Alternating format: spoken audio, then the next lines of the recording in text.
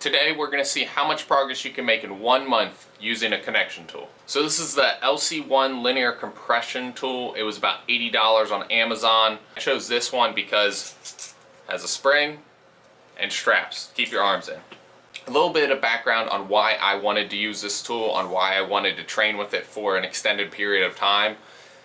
So back in 2021 and 2022, I was basically trying to hit the ball as hard as I could. I had a lot of back issues at the time, couldn't really lift heavy, couldn't get strength other ways. So I decided, you always see all these skinny dudes freaking raking, hitting the ball hard out there. So I said, you know what, I'm pretty skinny. I can get the most out of my body by trying to swing as fast as I can, try to get as much exit velocity as I can. But what I focused on pretty much were just bat speed and exit velocity. I ignored every other facet of my swing, So that put me in a bad position, right? I used the blast motion sensor to record my swings. There was one day last August, early August, particularly bad day. All my numbers were down, even my bat speeds were down. My time to contact was 0.17. Rotational acceleration was very, very poor. I've never been a high rotational acceleration guy.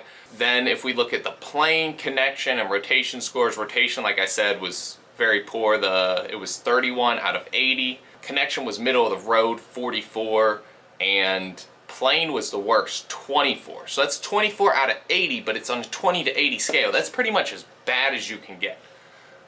So obviously I focused on the wrong things for too long. I needed some sort of constraint, something to get me headed in the right direction. So that's why I chose a connection tool to try to help my plane connection and rotation, help raise those up at the beginning of the off season so I can set myself up for a good off season, make a lot of progress.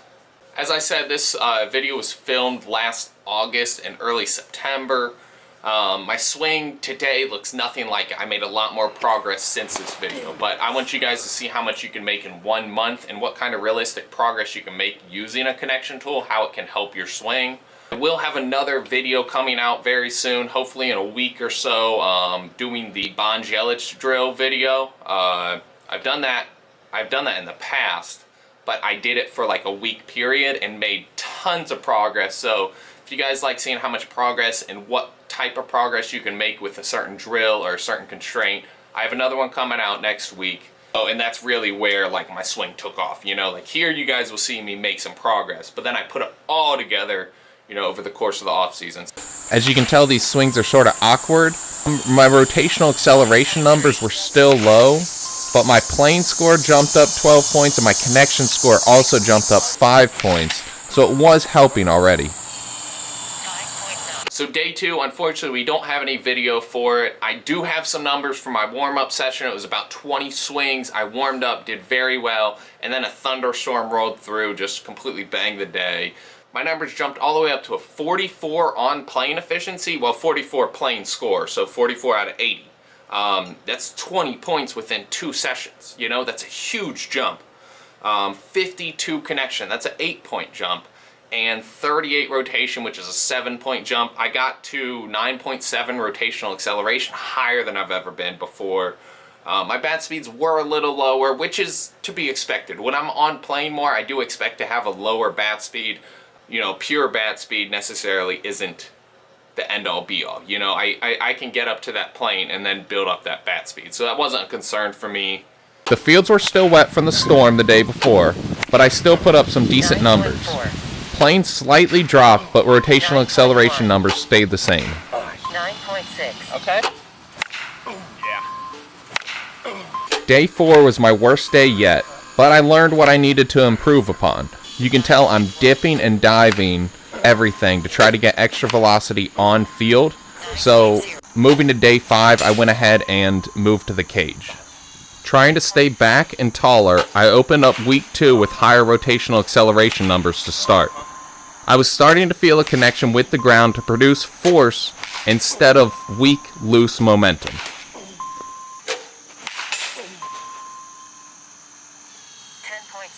I hit a big PR of 10.6 and sat in the 9 to 10 range a lot.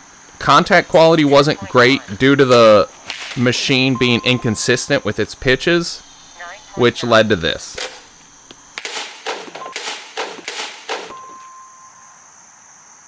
6.3. With a brand new machine, improved pitch trajectory, and a new cue, I came out firing on all cylinders week 3.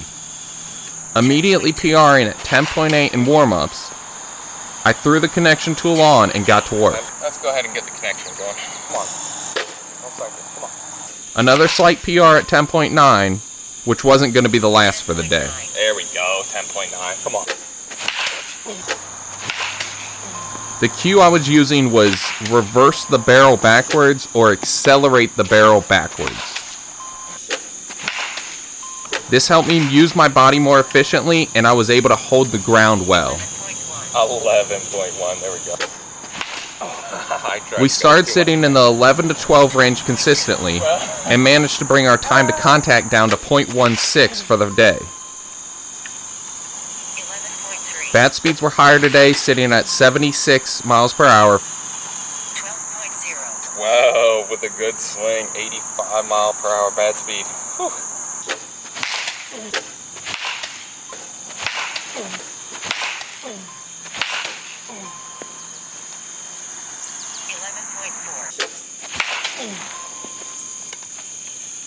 11.6. Oh, dang it, it's too high. 12.4. 12.4 though. Look at that, that's a high. 12.5. 12.5. We ended with a massive 12.5 twirling PR. This was our best for the day and best so far. Finally gained a nice sunny day for once. I was quick and under control. Now this right here, this was probably my favorite swing from the whole month. Quick, fast, great playing, and connection. 11.8. There, 78 on plane. There we go, baby. The iPod even overheated with how sunny it was. It wasn't even necessarily that hot out. It was only about like 85 degrees or so, but it was so sunny that the iPod quickly overheated. Are you kidding me, bro? I took off the connection tool feeling confident, and then I struggled. As you can see with these few swings, I just lost that connection. You know, I felt too loose. I didn't feel like I could hold the ground well, anything like that.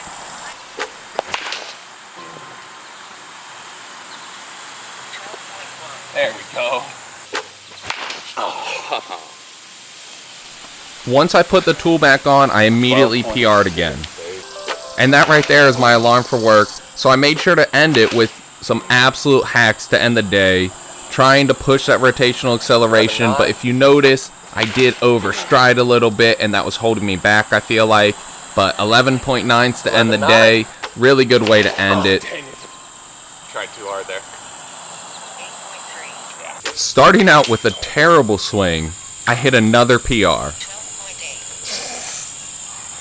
This set the tone for my quickest and fastest day of the month. I sat at 78 miles per hour bat speed and averaged over 10 rotational acceleration for the first time. 11.2.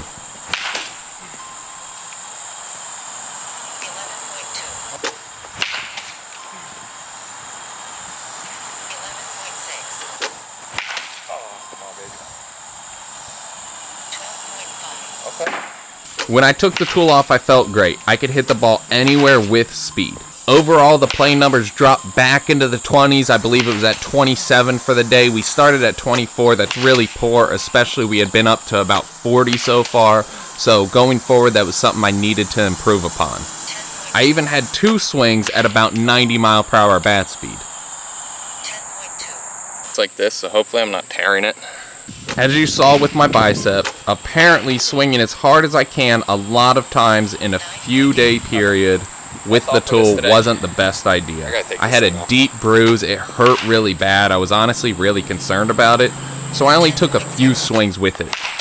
That didn't stop me from having a good day though. I got my plane back up into the 40s for the day, hit a 12.6 rotational acceleration, and had honestly what I thought was a really good day, considering I wasn't using the tool much. 12.6. There we go, baby.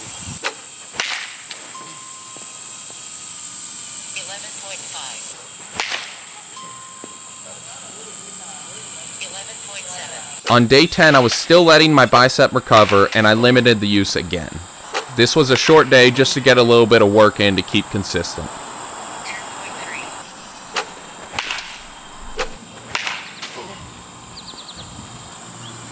11.2. 10.7. I wasn't going to let the rain or my biceps stop me on my final day of the month. There we go, baby. 10.5. Gonna be a good day. I couldn't hold the ground well because of the rain, so I kept spinning off the ball a little bit. Come on, baby. It's starting to rain, though. So I really set my sights on right field to push rotational acceleration as high as possible and try to stay as through the ball as much as I could.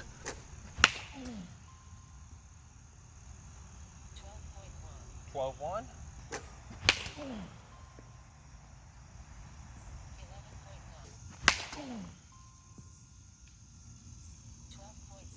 12.6.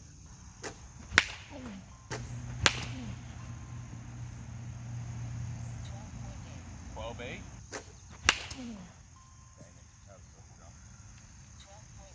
12.9. Okay. Hitting high 12s multiple times in a row, 12.9 would be my high for the month. 12.7. So I really wish that last day hadn't been raining. I would have been able to hold the ground so much better. I wasn't quite happy with that last day. I hit that 12.9 PR, but I felt like I was just slapping the ball to right field. I was just peppering the ball. Not that great, nothing, crazy. I didn't feel like I was driving the ball. I felt like that 12.9 was basically just because I was letting it get as deep as possible. My numbers across the board all improved. My rotational acceleration more than doubled, average and max. My time to contact was down from 0.17 to 0.16. I'm not sure about bat speed. I believe that was pretty similar, around the 73 mark. My plane score jumped from 24 to 37, my connection score from 44 to 51, and my rotation making the biggest jump, 31 to 43. Now that was what we were mainly concerned about. We wanted to start rotating and accelerating better to start the off season. Everything else I could build from there. Now, as you guys saw, using this tool a lot, bruised up my left bicep a lot, and that caused some issues. I wasn't really confident in lifting for a while. I didn't really like that. I think I was overusing it, and/or because I was swinging so hard with it, which is probably not what it's made for, but no lingering issues from the tool. I mean, the bruise went away, the pain went away, everything pretty good now. While using the tool helped me learn to use the ground better and keep a better connection with the ground. And it was a great constraint. It helped me, stay connected to my body. It helped me not just dip my hands to get to the ball, to produce velo, to produce bat speed. I will say one of the biggest jumps I made during this video was when I used the cue, reverse the barrel backwards. I was basically thinking about reversing the barrel as hard as I could backwards and then through the ball, on a level plane. So it's hard to say, okay, did I make all that progress because of the tool or because of the cue? I was a big fan of the tool. I actually still use the tool to this day to warm up. I like to use the tool.